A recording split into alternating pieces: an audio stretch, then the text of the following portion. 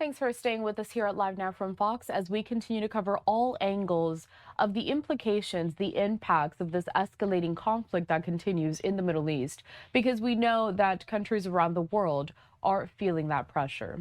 Taking us out to this, it's a social media post courtesy of the Department of State. It says, quote, the U.S. Department of State has surged hundreds of call takers to assist Americans with getting home quickly and safely.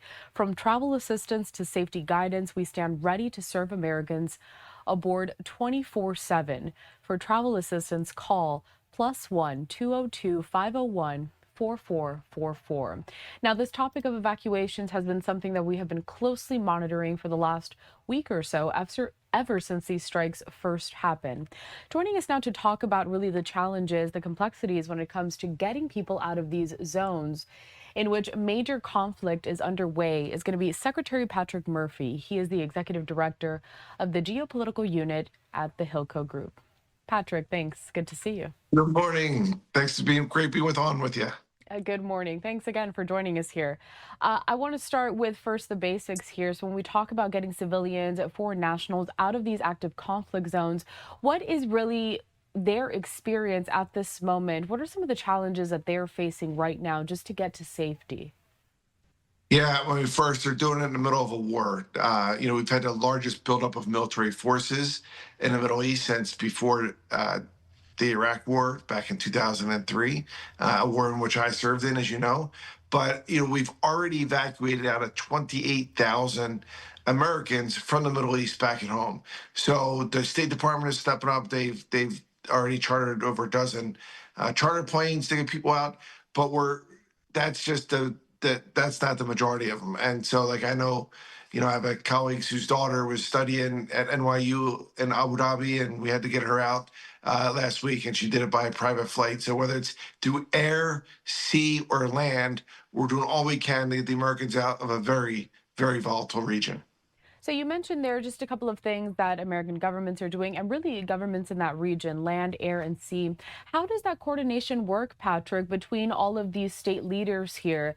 Because it's not just U.S. officials trying to get Americans out. Of course, we have several countries there watching this closely. So what is that coordination looking like? Who really leads those efforts?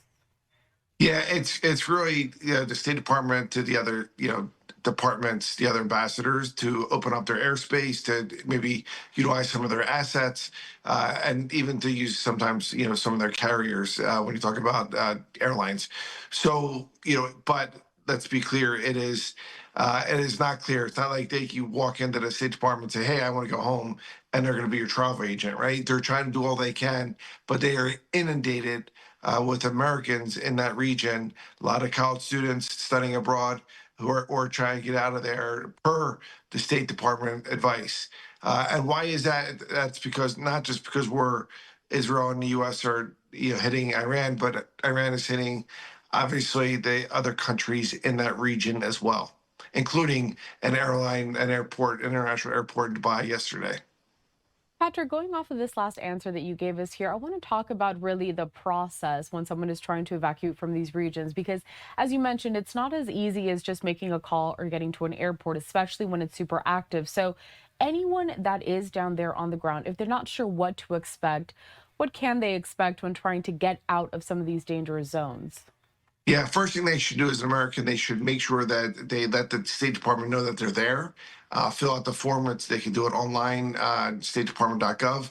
Let them know that you're there, that you're trying to get home. So give them the heads up to do that. I see you're putting up now the emergency assistance line. That's incredibly important. Just that communication to let them know where you are and how you're getting out of there. And then let them know that if you're able to secure a private flight home. That's what we were able to do this week. And it wasn't just a flight back to the United States. It was a flight, frankly, to a country in Europe, and then from Europe back to the United States. So that is important to let the State Department know what you're doing. If they have another charter flight, if you can get on it, that's great. But to really work the system to get this first flight you can get out of Dodge there, especially, it's harder to get back right to the United States, a direct flight. So going to a European country and then the United States, it might cost you a little bit more money, but your safety is the most important thing here. And then, Patrick, that does bring me to my next question. You mentioned there's some of these private flights, some of these charter flights trying to evacuate people. When it comes to the fact that some of these flights are going to be limited, just because, again, how dangerous the situation is at the moment, how do governments decide who gets priority to get out of those areas?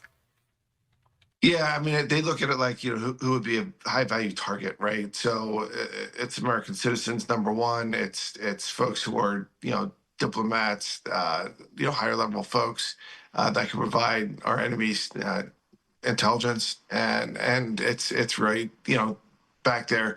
It's not like the Titanic where it's women and children first, but in one sense, it is the most vulnerable folks that are out there. So that's what they're focused on. That's what they're trying to do. It is a thankless job because people are stressed, and they're doing all they can to get out of there. And the State Department, although they're overwhelmed right now, they're doing the best job they can. And we have our allies that are helping as well in that region, which is a great thing to see. So we keep mentioning it, and we're going to say it again, just how dangerous it is. Can't really stress it enough. Just because the situation, it does continue to escalate. There is no sign that these strikes are going to slow down. If anything, a lot more strikes have been issued in a lot of these areas throughout the last several hours.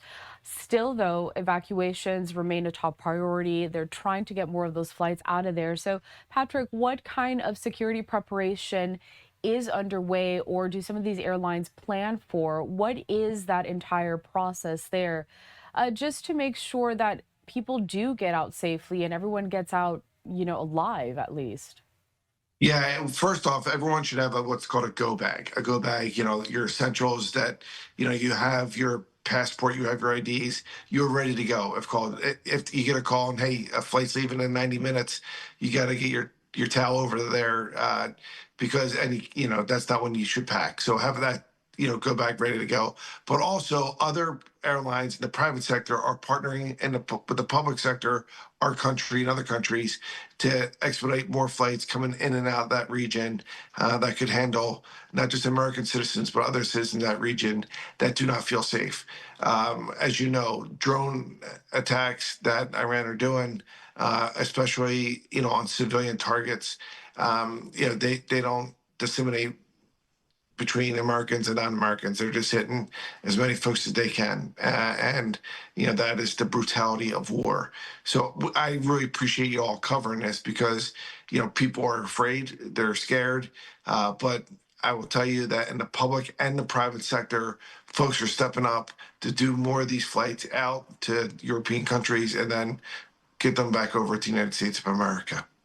Here on the screen, I just wanted to put up that list of some of the countries where the State Department had said people need to evacuate right now or very soon. You have Bahrain, Egypt, Iran, Iraq, Israel, the West Bank, Gaza, Jordan, Kuwait, Lebanon, Oman, Qatar, Saudi Arabia, Syria, UAE, and Yemen. So it's quite a lengthy list at this moment, especially given the fact that this fighting really just started between the US, Israel, and Iran. And now you can see from this list just the impact it's having in some of those regions. Now, Patrick, my final question for you today would be, before I let you go, if this fighting continues or it expands, how much harder could some of these evacuation efforts become, and what contingency plans might be in place right now from governments or aid groups? How are they preparing? Yeah, I mean, the good news is that there's been a massive push right from the jump, right? So, again, as I mentioned earlier, 28,000 Americans have already evacuated out of that region, right? But as you just said, Iran has attacked seven of those countries on that list. And I'm not talking about the United States and Israel, seven other countries, right? They're hitting data centers. They hit the international airport yesterday, right? So, what I would say to folks is that they should act with a sense of urgency to get out of there now. But this will be a continuing effort. This isn't going to be done in a week or 2 weeks. This is going to continue. And we expect the counterattacks from Iran to continue, unfortunately, including them hitting purposely civilian targets. Secretary Patrick Murphy, the executive director of the geopolitical unit at the Hilco Group. We do appreciate your time once again joining us here at Live Now from Fox. This is a conflict that we'll be following for the next several weeks. Thank you so much. We'll see how these evacuations are handled going forward, and we'll be checking in with you soon. You have a good rest of your day. You too. Thank you. We are We are going to continue on with some more of this focused coverage here involving the developments in the Middle East. I want to bring back up this, though. It is the website and the number in case you didn't get a chance to look at it. I had it posted up during the conversation. But for any Americans in the Middle East, the emergency assistance hotline is as follows. So it's +1 202 501 4444, or you can also head to step.state.gov. These strikes are continuing in the region. A lot of people urged to evacuate, and so Americans are urged to call that number, visit that website to come up with a plan to get out of some of these dangerous and escalating scenarios in the region.